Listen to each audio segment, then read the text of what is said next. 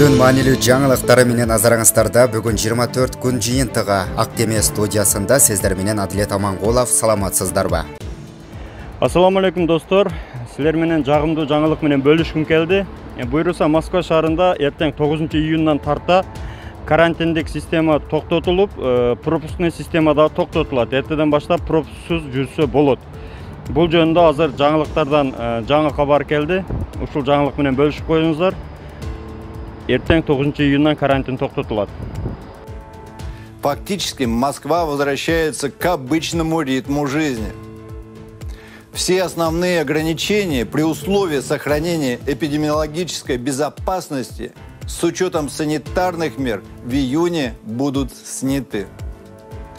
Уже с завтрашнего дня, 9 июня, отменяется самоизоляция и пропускной режим.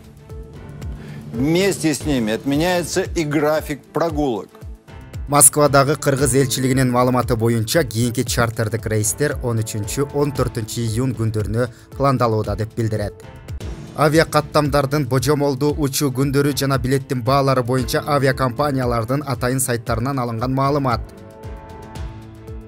Аэрофлот аба каттамдарынын баасы 1 августтан тарта 18555, 12005 сом, 10445, 8960, эң арзаны 7950 сом.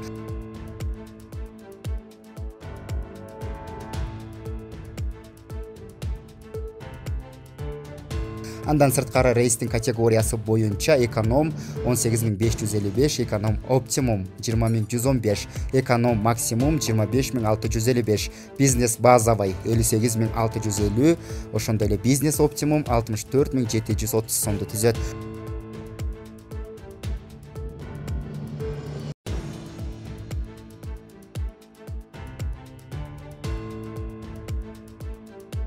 Урал авиакаттамдарынын баасы божомолду 13 июлдан тарта 12519 рубльдан түзөт, арзаны 11739.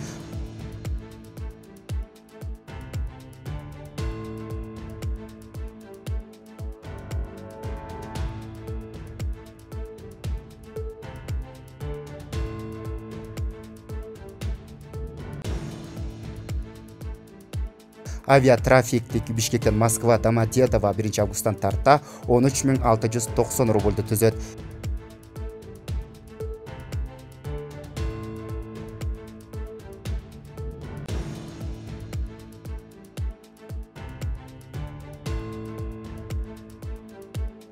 S7 авиакаттамдарына билеттердин баасы боюнча маалымат жок. Москва шаарынан Бишкекке 460 кыргызстандык кайтып келди. Кыргызстанга 7-июнь күнү Москва Бишкек аба каттама боюнча Аэрофлот российский авиалиния авиакомпаниясынын борту менен Кыргыз Республикасынын 460 жараны кайтып келди. Алардын ичинде 2 жашка чейинки 68 бала бар. Авиарейс дүйнөдө коронавирус инфекциясынын пандемиясынан, чек аралардан убактылуу жабылышынан жана эл аралык жүргүнчү ташуу авиабилдирүүлөрүн токтошунан улам чет өлкөдөгү Кыргызстандын жарандарын кайтаруу боюнча жүргүзүлгөн иштин алкагында Кыргыз Республикасынын президенти жана өкмөтүнүн тапшырмасын аткаруу үчүн ишке ашырылды. Мекенине кайтууну көздөгөн жарандардын көптүгүнө байланыштуу аталган рейске жүргүнчүлөрдүн тизмесин Кыргыз диаспорасынын өкүлдөрү, Москва шаарындагы медициналык клиникалардын дарыгерлери жана Россия Федерациясындагы Кыргыз Республикасынын элчилигинин өкүлдөрүнөн түзүлгөн комиссия бекитип берген. Тактап айтканда, жүргүнчүлөрдүн тизмеси жарандардын жеке арыздарынын негизинде түзүлгөн. Андан сырткары оор турмуштук кырдаалга кабылган жана ден соолугунда олуттуу маселелери бар жарандар кирген. Кош бойлуулугунун акыркы айларындагы аялдар, жаш балдар менен энелер жана улгайган адамдар. Аны менен бирге түзүлгөн кырдаалга байланыштуу жүргүзүлбөгөн Аэрофлот авиакомпаниясынын рейсине мурда алынган билеттердин бардыгы эске алынган.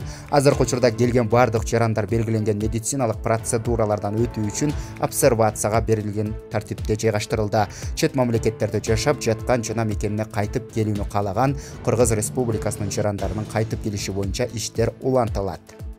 Көңүл бурганыңыздар үчүн чоң рахмат. Биздин жаңылыктар топтобуна катталып коюңуздар. Кийинки чыгарылышта көрүшкөнчө саламатта болуңуздар. Сиздер менен Адилет Амангулов болдум.